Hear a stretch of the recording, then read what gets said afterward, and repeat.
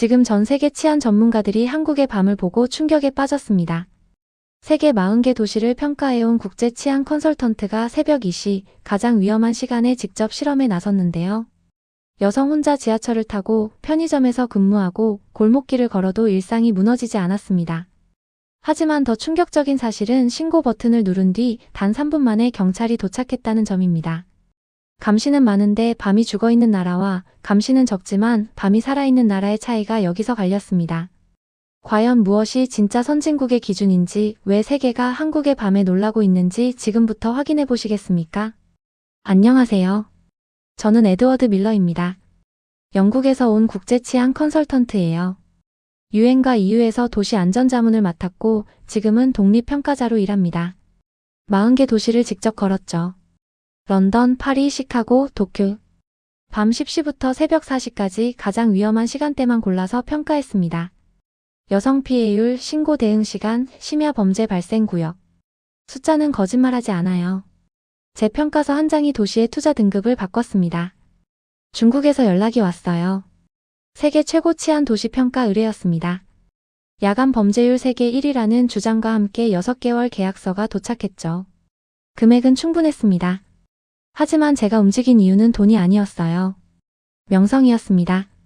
아시아 대도시 평가 경험은 없었어요. 중국이 자신 있게 내민 프로젝트라면 검증할 가치가 있다고 판단했죠. 공항에 도착한 순간부터 느꼈습니다. 통제된 환영이었어요. 장웨이가 직접 나왔습니다. 국제치안 홍보 총괄이라는 직함과 함께 악수를 청했죠. 밀러 박사님 환영합니다. 저희 도시는 준비되어 있습니다. 준비되어 있다는 말이 마음에 걸렸어요. 차량 이동 중 장웨이는 계속 말했습니다. CCTV 밀도, 순찰 인원, 신고 처리 건수. 숫자만 나열했어요. 제가 물었습니다. 야간 여성 단독 이동 비율은 어떻습니까? 장웨이는 잠시 멈췄다가 대답했죠. 그 부분은 내일 회의에서 설명드리겠습니다. 해피였어요. 호텔 체크인 후 창밖을 봤습니다. 밤 9시였는데 거리가 비어 있었어요. CCTV는 50m마다 보였지만 사람은 거의 없었습니다. 감시는 많은데 안전해 보이지 않았죠. 노트북을 열고 일정표를 확인했어요. 내일부터 7일간 현장 평가가 시작됩니다. 경찰서, 관제센터, 주요 상권. 모두 낮 시간대 일정이었죠. 밤 일정이 없었습니다. 이상했어요. 치안평가에서 야간 검증을 빼는 건 말이 안 됐습니다. 메일을 보냈죠. 심야 시간대 현장 평가 일정 요청이라는 제목으로요. 답장은 30분 만에 왔어요. 안전상 이유로 야간 외부 활동은 제한됩니다. 저는 웃었습니다. 안전한 도시가 평가자의 야간 활동을 제한한다니. 모순이었죠. 가방에서 야간 촬영 장비를 꺼냈습니다. 소형 카메라, 녹음기, GPS 트래커. 40개 도시에서 사용했던 장비들이었어요. 내일부터 본격적으로 확인하기로 했습니다. 나는 감동하러 온 게 아니라 위험을 찾으러 왔습니다. 그게 제 일이니까요. 다음 날 오전 회의실에 들어섰습니다. 장회의와 담당자 3명이 기다리고 있었어요. 벽면에는 대형 스크린이 켜져 있었고 그래프와 숫자들이 가득했습니다. CCTV 커버리지 98.7%, 순찰 밀도 세계 2위, 범죄 신고 처리율 99.2%. 인상적인 숫자들이었죠. 하지만 제가 필요한 건 다른 거였습니다. 밤 10시 이후 데이터를 보여주시겠습니까? 제가 물었어요. 장회의는 고개를 끄덕이며 화면을 넘겼습니다. 심야 순찰 증언 현황, 야간 조명 설치 구역, 신고 접수 건수. 모두 시스템 투입량에 대한 자료였죠. 결과가 아니었습니다. 여성 야간 단독 이동 비율은요? 제가 다시 물었습니다. 담당자 한 명이 서류를 뒤적였어요. 그 부분은 조사 중입니다. 조사 중이라는 답변이 이상했죠. 치안평가의 핵심 지표인데 준비가 안 되어 있다니. 장회의가 끼어들었습니다. 밀러 박사님, 오늘 오후에 관제센터를 방문하시겠습니까? 실시간 모니터링 시스템을 보여드리겠습니다. 화재 전환이었어요. 오후 3시 관제센터에 도착했습니다. 벽 하나를 가득 채운 모니터들이 보였어요. 수백 개의 CCTV 화면이 동시에 재생되고 있었습니다. 담당자가 설명했죠. 실시간으로 743개 구역을 감시합니다. AI가 이상 행동을 자동 감지하고요. 인상적이었습니다. 하지만 뭔가 빠진 느낌이 들었어요. 밤 11시 이후 화면을 보여주실 수 있습니까? 제가 요청했습니다. 담당자가 장웨이를 쳐다봤어요. 장웨이는 잠시 망설이더니 고개를 저었습니다. 죄송합니다. 심야 시간대 영상은 보안 규정상 외부 공개가 제한됩니다. 두 번째 거절이었죠. 저녁 7시 호텔로 돌아왔습니다. 방에서 노트북을 켰어요. 오늘 받은 자료들을 정리하기 시작했습니다. 그런데 이상한 점을 발견했죠. 모든 데이터가 오후 10시에서 끊겨 있었습니다. 밤이 없었어요. 메일을 작성했습니다. 야간 현장 검증 일정 재요청. 밤 11시부터 새벽 3시까지 주요 구역 직접 방문 필요. 명확하게 썼죠. 전문가로서 타협할 수 없는 부분이었습니다. 답장은 1시간 후에 왔어요. 장웨이 명이었습니다. 안전을 위해 밤 10시 이후 외부 촬영 및 기록은 불가합니다. 대신 경찰 동행 하에 제한적 시찰은 가능합니다. 통제된 시찰이라는 뜻이었죠. 전화기를 들었습니다. 장웨이에게 직접 전화를 걸었어요. 장웨이 씨, 저는 40개 도시를 평가했습니다. 모두 제 방식대로 했죠.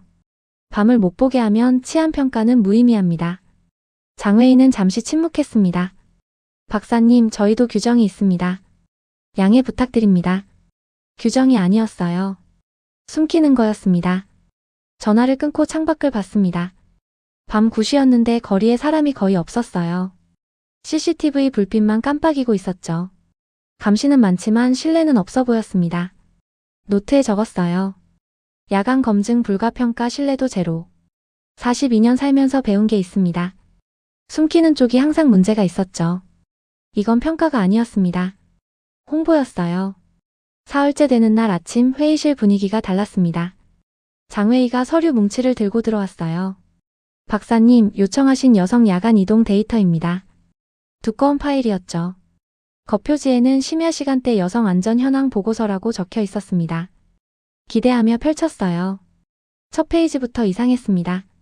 그래프가 매끄러웠어요. 너무 매끄러웠죠. 밤 10시부터 새벽 4시까지 범죄 발생 건수가 거의 일직선이었습니다. 변동이 없었어요. 현실적이지 않았습니다. 이 데이터의 출처는 어디입니까? 제가 물었어요. 담당자가 대답했습니다. 공안국 공식 통계입니다. 공식 통계라는 말이 오히려 의심스러웠죠. 40개 도시를 평가하며 배운 게 있습니다. 완벽한 그래프는 대부분 조작된 거예요. 다음 장을 넘겼습니다. 여성 야간 피해 통계 항목이 보였어요. 6개 지표가 나열되어 있었죠. 성범죄, 강도, 스토킹, 납치, 폭행, 협박. 그런데 숫자가 전부 미집계로 표시되어 있었습니다. 미집계가 아니었어요. 숨긴 거였죠. 이 6개 항목은 왜 비어 있습니까? 제가 물었습니다. 장웨이가 서류를 가리키며 말했어요. 개인정보 보호 차원에서 세부 항목은 공개하지 않습니다. 개인정보 보호라는 명분이었지만 실제로는 통제였죠. 손으로 표를 두드렸습니다. 장웨이 씨, 이 6개 지표가 없으면 여성 안전평가는 불가능합니다. 이건 제 전문 영역이에요. 장웨이는 고개를 숙였습니다. 죄송합니다만 저희도 상부 지침을 따를 수밖에 없습니다. 상부 지침이라는 말로 모든 걸 막았어요. 회의를 마치고 호텔로 돌아왔습니다. 노트북을 열고 받은 파일을 다시 확인했어요. PDF 파일이었는데 편집이 불가능하게 잠겨 있었습니다. 복사도 안 됐죠. 인쇄 권한도 막혀 있었어요. 철저하게 통제하고 있었습니다. 메모장을 펼쳤습니다. 여성 야간 피해 지표 6개 비공개라고 적었어요. 그 아래 질문을 하나 더 썼죠. 왜 숨기는가? 답은 명확했습니다. 보여줄 수 없는 숫자였기 때문이에요. 오후 3시 장웨이에게 전화가 왔습니다. 박사님, 내일 경찰서 방문 일정이 있습니다. 야간 순찰 시스템을 설명드리겠습니다. 또 시스템 이야기였어요. 결과가 아니라 과정만 보여주려는 거였죠. 장웨이 씨, 저는 시스템이 아니라 결과를 평가합니다. 제가 말했어요. 여성들이 실제로 안전하다고 느끼는지가 중요하죠. 그 6개 지표를 주시면 됩니다. 장웨이는 잠시 침묵했습니다.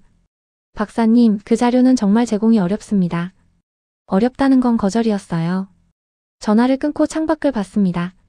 해가 지고 있었어요. 곧 밤이 올 거였습니다. 감시 카메라가 켜지고 거리가 비고 사람들이 사라지는 시간이죠. 노트에 적었습니다.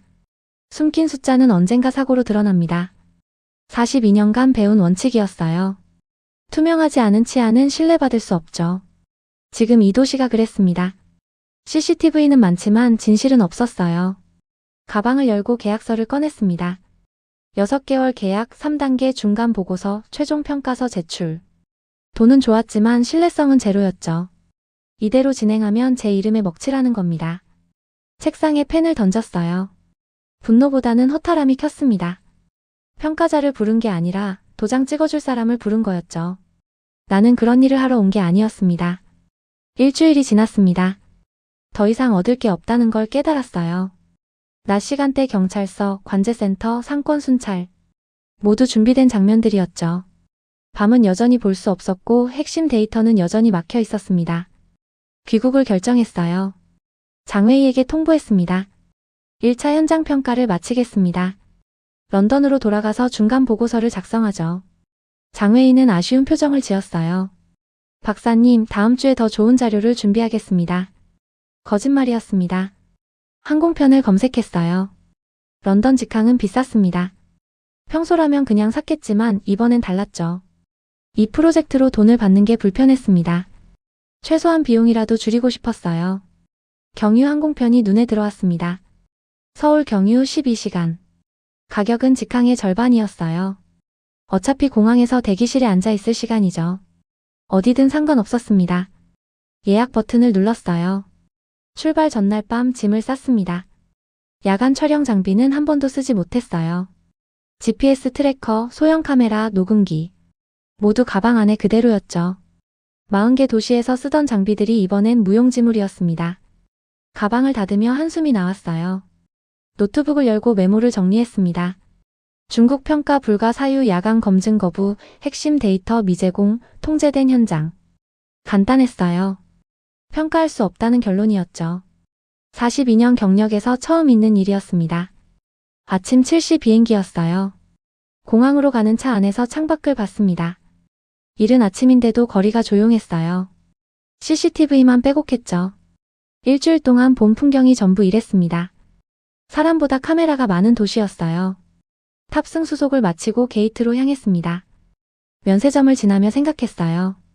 서울은 어떨까? 궁금하지 않았습니다. 아시아 도시는 다 비슷할 거라 생각했죠. 감시가 많고 통제가 심하고 밤은 불안한 곳. 비행기에 올랐습니다. 창가 자리였어요. 이륙하며 도시를 내려다봤습니다. 넓고 깔끔했지만 뭔가 차가웠죠. 안전해 보이지 않았어요. 보여주기 위한 안전이었습니다. 4시간 비행 끝에 인천공항에 도착했어요. 입국장을 나왔습니다. 환승 대기 시간은 12시간. 오후 1시부터 밤 11시 비행기까지였어요. 긴 시간이었죠. 라운지에서 보내기엔 너무 길었습니다. 공항 의자에 앉아 노트북을 켰어요. 보고서 초안을 작성하기 시작했습니다. 평가 거부 사유서라는 제목으로요. 하지만 집중이 안 됐어요. 창밖을 봤습니다. 서울이 보였어요. 문득 생각했습니다. 12시간이면 충분하지 않을까? 공항에 앉아만 있기엔 긴 시간이었죠. 어차피 경유지일 뿐이지만 궁금해졌어요. 이 도시의 밤은 어떨까? 중국과 똑같을까? 가방에서 지도를 꺼냈습니다. 공항에서 시내까지 지하철로 1시간. 왕복 2시간이면 충분했어요. 저녁 8시쯤 나가서 밤 10시에 돌아오면 되죠. 별 기대는 없었습니다. 그냥 시간 때우기였어요. 전문가적 호기심도 아니었습니다. 그저 12시간을 공항에서 보내기 싫었을 뿐이죠. 중국에서 본 것처럼 아시아 도시는 다 비슷할 거라 생각했으니까요. 저녁 8시 지하철을 탔습니다. 공항철도에서 환승해 시내로 들어갔어요. 객차는 깨끗했습니다. 조명도 밝았죠. 하지만 그게 전부였어요. 중국과 크게 다르지 않았습니다. 9시가 넘자 사람들이 줄어들었어요. 9시 30분 강남역에 내렸습니다. 출구로 나가는 계단에서 사람들을 관찰했어요. 퇴근하는 직장인들, 쇼핑백을 든 사람들. 평범한 저녁 풍경이었죠. 밖으로 나왔습니다. 거리는 여전히 밝았어요. 간판, 신호등, 가로등. 빛이 많았습니다. 사람도 많았죠. 하지만 밤 10시가 넘으면 달라질 거라 생각했어요. 중국처럼 거리가 비고 CCTV만 남을 거라고요. 시계를 봤습니다. 9시 50분. 편의점에 들어갔어요. 음료수를 하나 집어 계산대로 갔습니다. 직원은 20대 초반으로 보이는 여성이었어요. 혼자 근무 중이었죠. 밤늦게 혼자 일하시네요. 제가 말했습니다. 직원이 웃으며 대답했어요. 네, 새벽 2시까지예요. 새벽 2시까지 혼자. 런던이었다면 상상도 못할 일이었습니다. 파리도 시카고도 마찬가지였죠. 심야 시간대 여성 단독 근무는 위험 등급 최상위였어요. 편의점을 나와 골목을 걸었습니다. 밤 10시 15분. 사람들이 여전히 걷고 있었어요. 이상했습니다. 중국에서 본 밤과 달랐죠. 거기선 10시만 넘으면 거리가 텅 비었는데 여기는 달랐습니다. 지하철역으로 돌아갔어요. 계단을 내려가는데 누군가 뒤에서 따라왔습니다. 여성이었어요. 30대 정도로 보였죠. 혼자였습니다. 핸드폰을 보며 천천히 걸었어요. 밤 10시 30분이었습니다. 런던에서 이 시간에 혼자 지하철 계단을 내려가는 여성을 본 적이 거의 없었어요. 있었다 해도 주변을 계속 경계했죠. 하지만 이 여성은 달랐습니다. 편안해 보였어요. 플랫폼에 섰습니다. 사람들이 몇 명 있었어요. 대부분 혼자였습니다. 여성도 3명 보였죠. 모두 핸드폰만 보고 있었어요. 경계하는 모습이 없었습니다. 전동차가 들어왔어요. 자정을 넘긴 첫 번째 전동차였습니다. 새벽 0시 47분. 40개 도시를 평가하며 배운 게 있어요. 자정 이후가 진짜 치안의 시험대라는 것. 문이 열렸습니다. 한 여성이 혼자 탔어요. 20대 후반으로 보였습니다. 이어폰을 끼고 창가에 앉았죠. 주변을 둘러보지도 않았어요. 그냥 핸드폰 화면만 봤습니다. 저도 탔습니다. 객차 안을 관찰했어요. 승객은 10명 정도였습니다. 그중 4명이 여성이었죠. 모두 혼자였어요. 긴장한 사람은 아무도 없었습니다. 새벽 1시. 가장 위험한 시간대였습니다. 범죄 통계상 심야 1시부터 3시 사이가 피크예요. 40개 도시 모두 그랬죠. 이 시간에는 여성들이 택시를 타거나 누군가와 동행하거나 아예 외출하지 않았습니다. 하지만 여기는 달랐어요. 여성이 혼자 지하철을 탔습니다. 이어폰을 끼고 핸드폰을 보며 아무렇지 않게 앉아 있었어요. 주변을 경계하지 않았습니다. 이 시간대에 혼자 탄다는 건 시스템을 믿는다는 뜻입니다. 가슴이 두근거렸어요. 충격이었습니다. 새벽 1시 30분 다시 강남역에 내렸습니다. 플랫폼에서 계단으로 올라갔어요. 여전히 사람들이 있었습니다. 혼자 걷는 여성도 3명 보였죠. 모두 평온했어요. 긴장한 기색이 전혀 없었습니다. 거리로 나왔어요. 새벽 1시 40분. 간판 불빛이 여전히 밝았습니다. 편의점도 열려 있었죠. 사람들이 오가고 있었어요. 이 시간에 이렇게 사람이 많은 도시는 처음이었습니다. 골목으로 들어갔어요. 좁은 골목이었습니다. 조명이 적었죠. 40개 도시에서 이런 골목은 위험구역이었어요. 특히 심야 시간대엔 절대 들어가지 말아야 할 곳이었습니다. 하지만 여기는 달랐어요. 여성 한 명이 앞에서 걸어가고 있었습니다. 혼자였어요. 천천히 걸으며 핸드폰을 보고 있었죠. 뒤를 돌아보지 않았습니다. 저도 같은 방향으로 걸었어요. 50m쯤 떨어져서 관찰했습니다. 여성은 계속 걸었어요. 주변을 경계하지 않았죠. 이어폰까지 끼고 있었습니다. 런던이었다면 자살 행위예요. 새벽 1시 50분. 여성이 편의점에 들어갔습니다. 저도 따라 들어갔어요. 직원은 아까 본 그 여성이었습니다. 새벽 2시까지 혼자 근무한다던 사람이죠. 물건을 사는 여성 손님과 직원이 자연스럽게 대화했어요. 요즘 춥죠? 네, 진짜 추워요. 평범한 대화였습니다. 긴장감이 전혀 없었어요. 편의점을 나왔습니다. 새벽 2시 정각. 가장 위험한 시간이었습니다. 통계상 범죄 발생률이 가장 높은 시간대죠. 40개 도시 모두 이 시간대를 골든타임이라 불렀어요. 범죄자들에게는 기회, 시민들에게는 위험이었습니다. 하지만 여기는 고요했어요. 위험하지 않았습니다. 결정했습니다. 테스트해보기로요. 핸드폰을 꺼내 112를 눌렀습니다. 신고 전화였어요. 연결음이 3번 울렸습니다. 네, 112입니다. 외국인입니다. 영어 가능합니까? 제가 물었어요. Yes, please go ahead. 즉시 영어로 전환됐습니다. 지금 강남역 근처 골목에 있습니다. 수상한 사람이 따라오는 것 같아요. 거짓 신고였습니다. 하지만 필요한 테스트였죠. 정확한 위치를 말씀해 주세요. 주소를 알려줬어요. 상담원이 말했습니다. 순찰차가 곧 도착합니다. 밝은 곳으로 이동해 주세요. 전화를 끊었습니다. 시계를 켰어요. 2시 3분. 타이머를 시작했습니다. 40개 도시 평가 기준은 명확했어요. 신고 후 10분 내 도착이면 합격, 5분 내면 우수, 3분 내면 최우수였습니다. 2시 4분. 골목 입구에서 기다렸어요. 거리는 여전히 조용했습니다. 사람은 몇 명 보이지 않았죠. 2시 5분. 멀리서 사이렌 소리가 들렸습니다. 가까워지고 있었어요. 2시 6분. 순찰차가 골목 입구에 섰습니다. 경찰 2명이 내렸어요. 신고하신 분이십니까? 한 명이 영어로 물었습니다. 3분이었습니다. 신고 후 정확히 3분 만에 도착했어요. 새벽 2시, 가장 위험한 시간대에 3분 출동. 40개 도시에서 이런 속도를 본 적이 없었습니다. 죄송합니다. 착각이었던 것 같습니다. 제가 말했어요. 경찰은 주변을 살피며 물었습니다. 괜찮으십니까? 호텔까지 모셔다 드릴까요? 거절했어요. 괜찮습니다. 감사합니다. 순찰차가 떠났습니다. 저는 그 자리에 서 있었어요.